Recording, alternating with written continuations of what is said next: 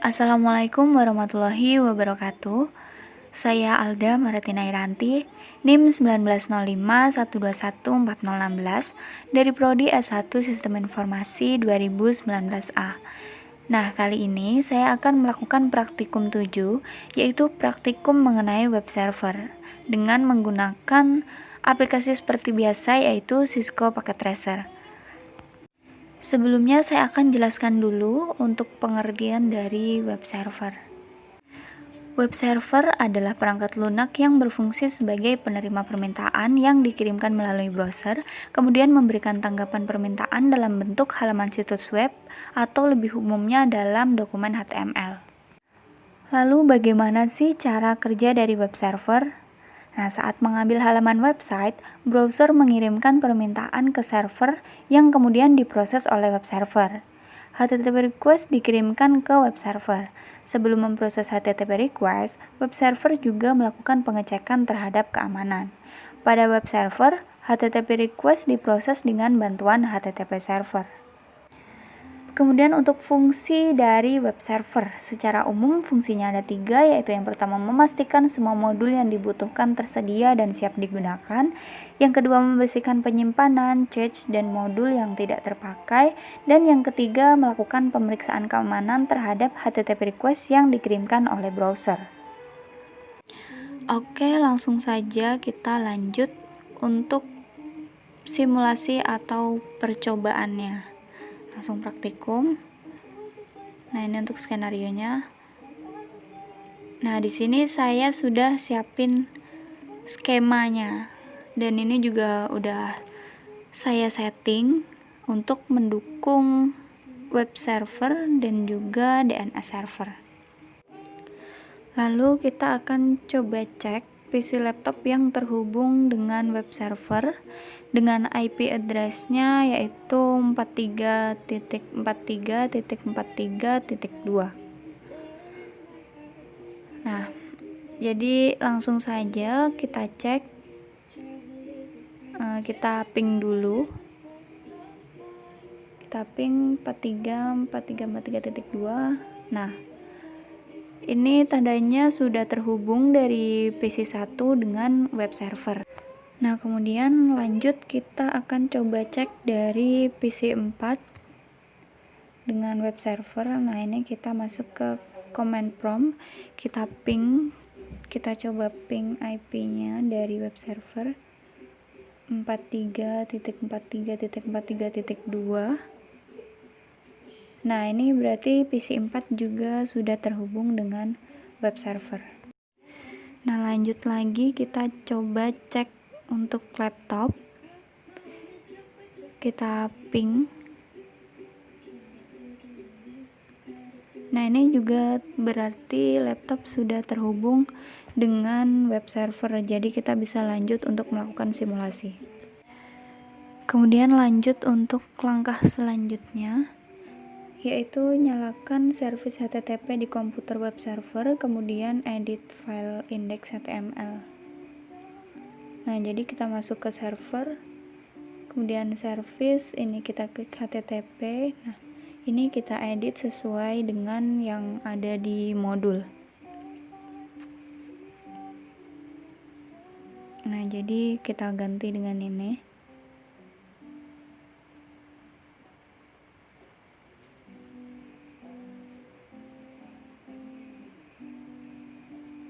Lalu kita save. Nah, setelah selesai, untuk langkah selanjutnya yaitu pada PC1 dan laptop, buka aplikasi web browser dari tab desktop, lalu jalankan URL https 434343.2.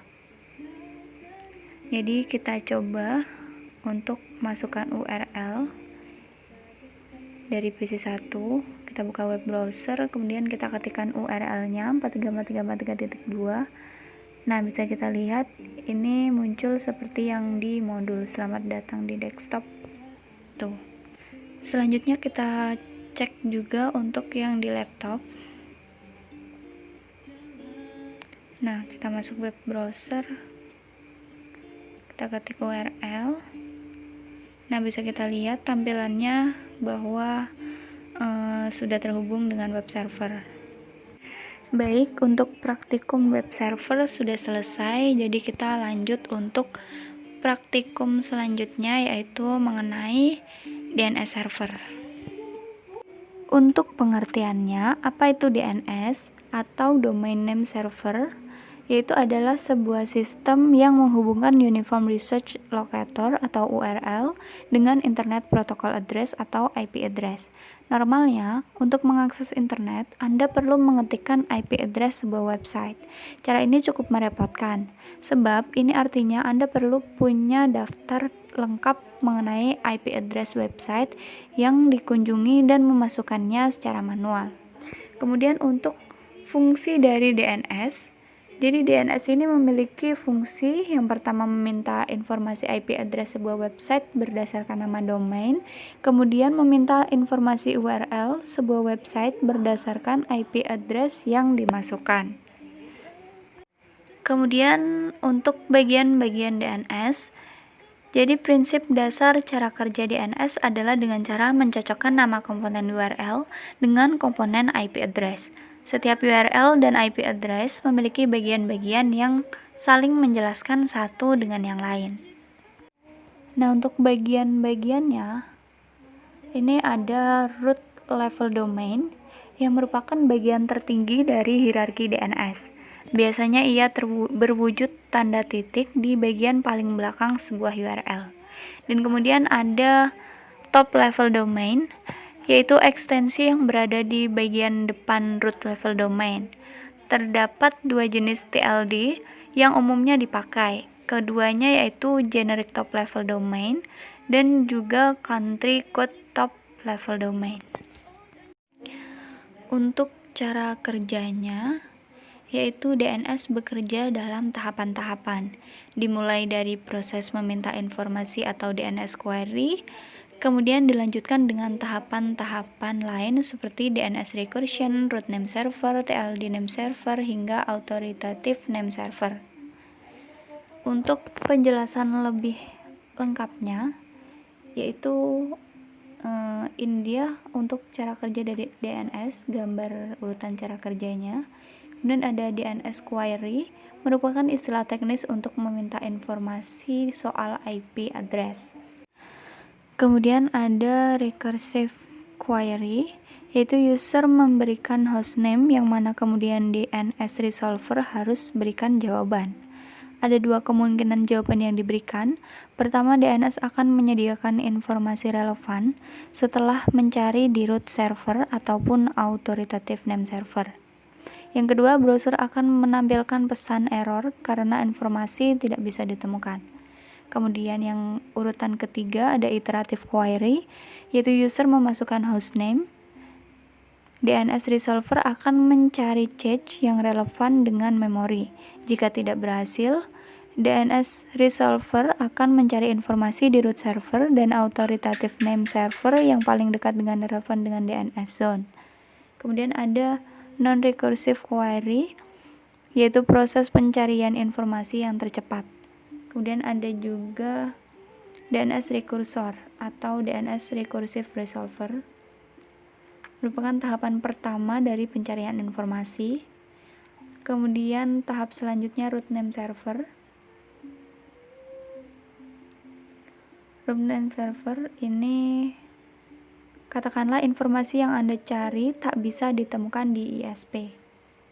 Kemudian TLD name server dan juga authoritative name server. Lanjut, kita lakukan percobaan dari DNS server. Jadi untuk langkah pertama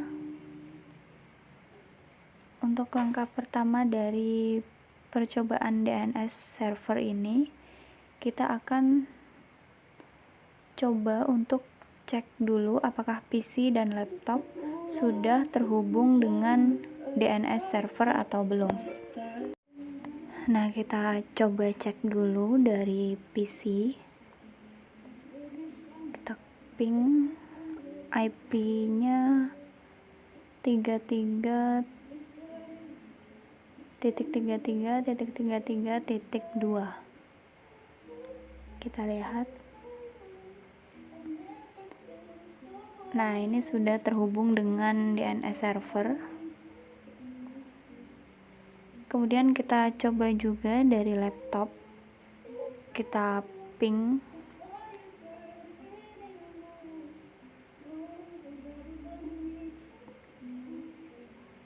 Nah, ini juga sudah terhubung dengan DNS server. Setelah itu kita coba dari PC 5 untuk membuktikan bahwa DNS server ini sudah terhubung dengan PC 5. Jadi kita ping dulu, kita cek. Nah, ini kan berarti PC 5 juga sudah terhubung dengan DNS server. Kemudian lanjut untuk langkah selanjutnya, yaitu mengaktifkan servis DNS pada PC DNS seperti ini. Nah, jadi kita buka dulu server, kemudian servis DNS. Nah, kita sesuaikan jarcom.com. Di sini kita tulis name-nya jarcom.com dengan type record. Kemudian 43 titik, kita lihat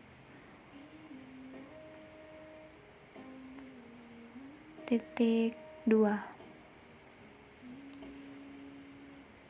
kita add. Kemudian ini www.jarcom.com. Untuk type-nya kita pilih yang CNAME. Nah, ini jarcom.com.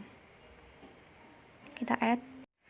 Nah, kemudian pada PC dan laptop kita jalankan NSLookup. Jadi setelah DNS selesai diatur, nanti kita akan jalankan NSLookup-nya.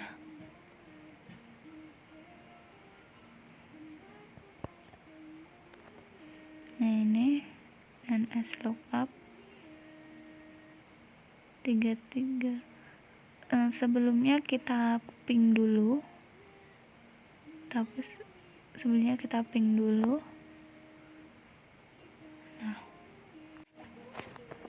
Nah, ini sudah terhubung dengan jarcom-nya. Kemudian kita NSLookup-nya. Nah, tampilannya seperti ini. Kita sudah dapatkan server address dan juga namanya. Lalu kita coba NSLookup aliasnya www.jarcom.com. Nah, untuk tampilannya itu seperti ini. Setelah itu kita coba yang di laptopnya. Kita coba NSLookup jarcom.com.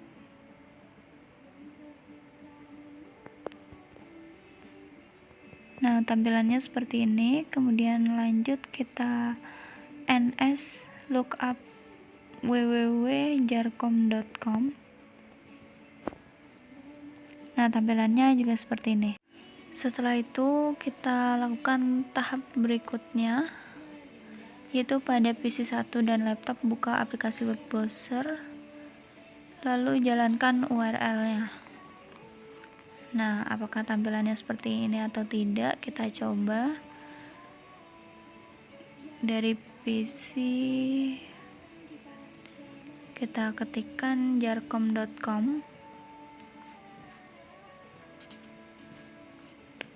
Nah, ini tampilannya sudah sama ya dengan yang di modul. Kemudian kita coba yang www.jarcom.com. Nah, ini juga sudah sama dengan yang di modul. Kemudian pada laptop juga kita akan coba URL-nya jarkom.com. Kemudian www.jarkom.com. Nah, ini juga sudah sama dengan di modul. Oke, jadi itu saja yang bisa saya sampaikan. Terima kasih. Wassalamualaikum warahmatullahi wabarakatuh.